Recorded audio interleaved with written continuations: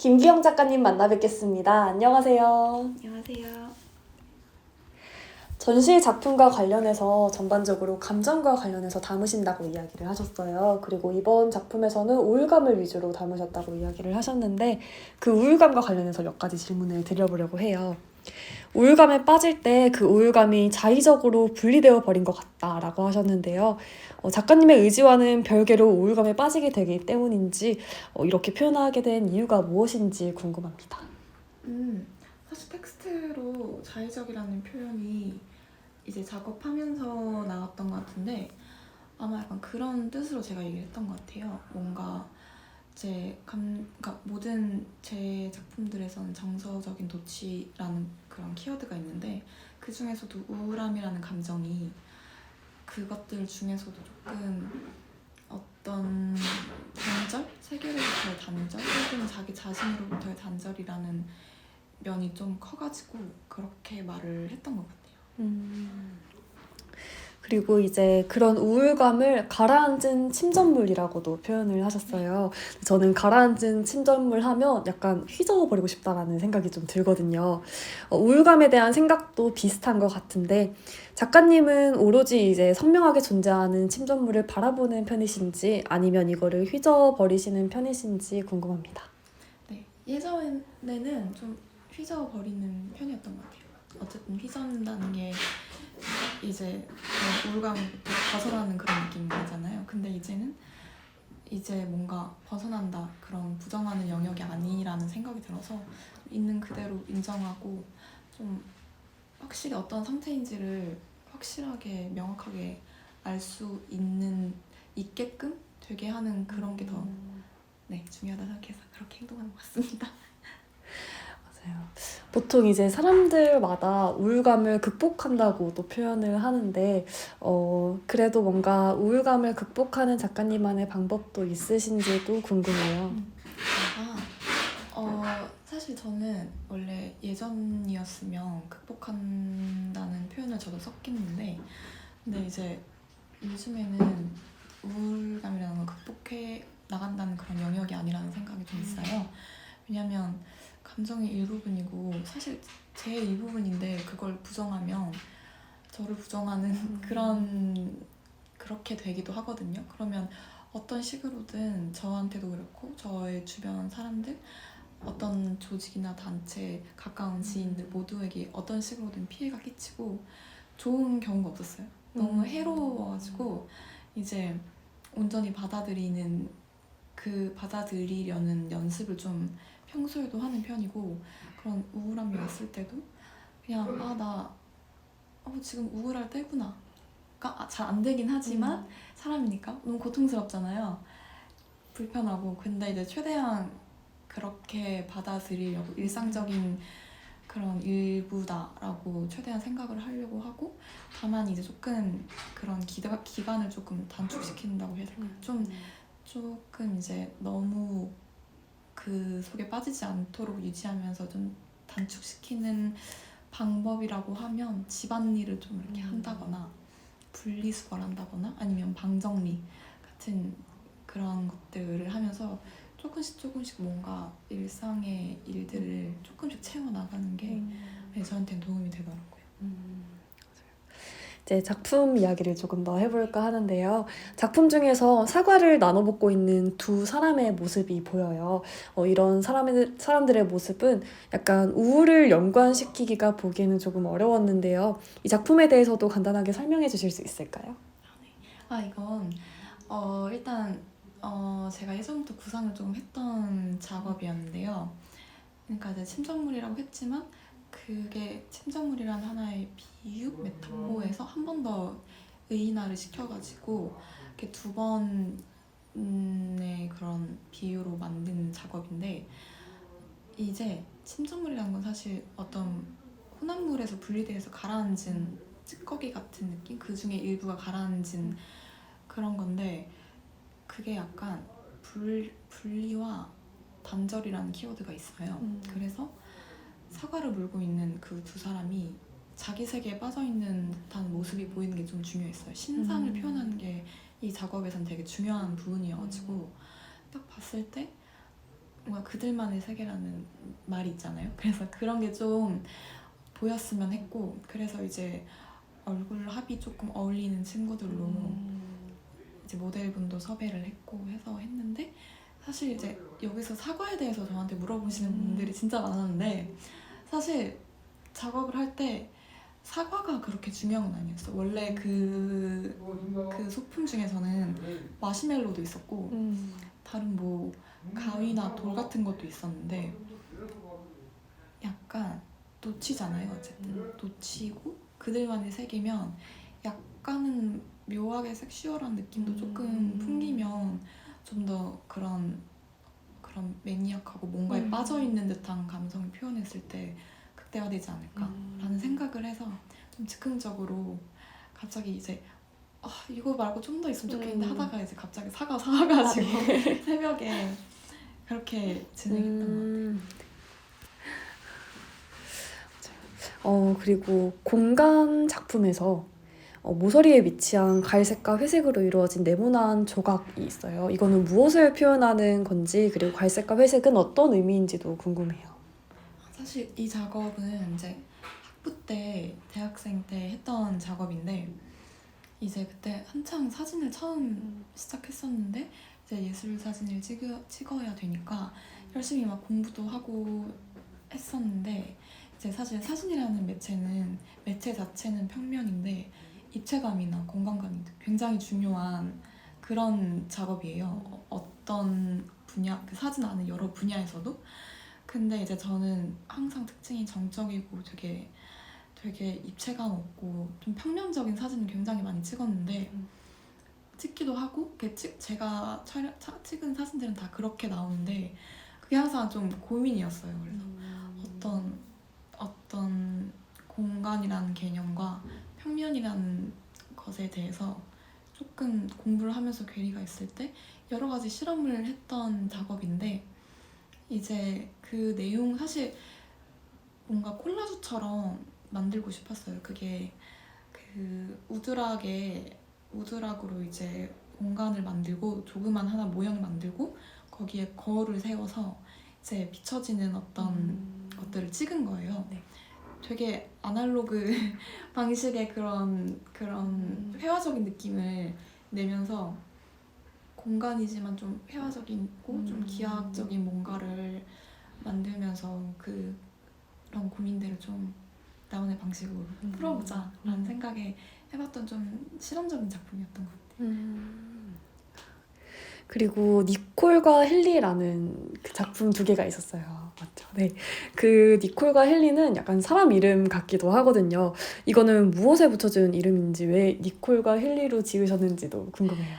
그게 원래 샹들리에거든요. 네.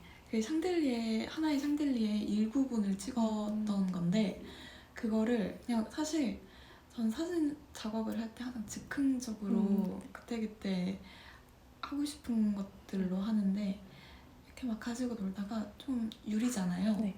그래서 이제 유리 같은 경우에는 그런 물질의 특성 같은 게 있는데, 그런 투과되는 것들이 사진 이제 나중에 보정할 때 되게 생명체처럼 유기체 어떤 세균 같기도 하고 좀 그렇게 보이는 그런 것들이 있어서 뭔가 생명체처럼 만들어주고 싶어가지고 그래서 이제 내가 창조했으니까 얘네한테 이름을 좀 붙여주면 어떨까? 네.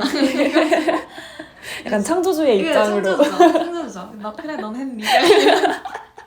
샹들리에니까 좀 고전적인 그냥 고전적인 그 공예품에 네. 가까운 그런 생활용품이라고 할까요?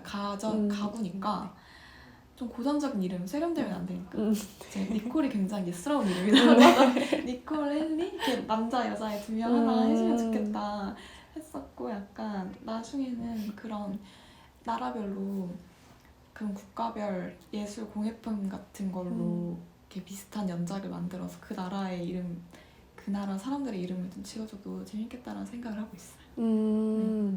그러면 만약에 그거를 한국식 이름으로 지은다고 하면 옥분이? 옥분이 좀 많이 옛날 칠석이? 옥분이 칠석이. 이거 너무 조선시대인가? 그래도 한 니콜과 헬리 옷분이 60년대는 가야 되는데 용식이 괜찮네요. 아, 용식이 괜찮네요.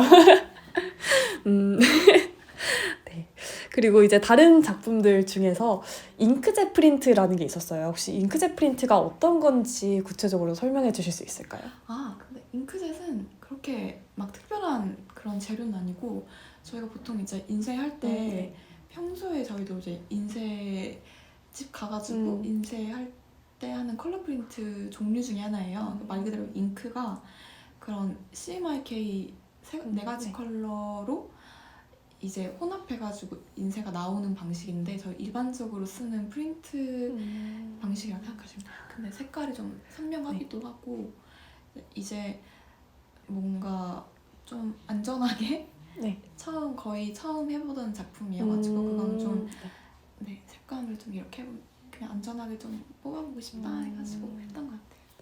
그러면 지금은 사진을 조금 여러 개 찍으셨잖아요. 네. 지금 시점에 와서 만약에 그걸 프린트를 한다면 좀 어떤 방식으로 하고 싶으신가요? 아, 사실 제가 검 프린트라는 걸 너무 해보고 싶어서 네. 수업도 들었다가 이제 다 못 듣고 끝나긴 했는데 그게 거의 막 70년대 예전 프린트 방식인데 네. 실크 스크린이라고 네. 혹시 아시죠? 그런 식으로 색깔을 이제 수작업으로 직접 잉크를 레이아웃 해가지고 하는 방식인데 그게 되게 색감도 엄청 또렷하고 이렇게 회화처럼 나오거든요.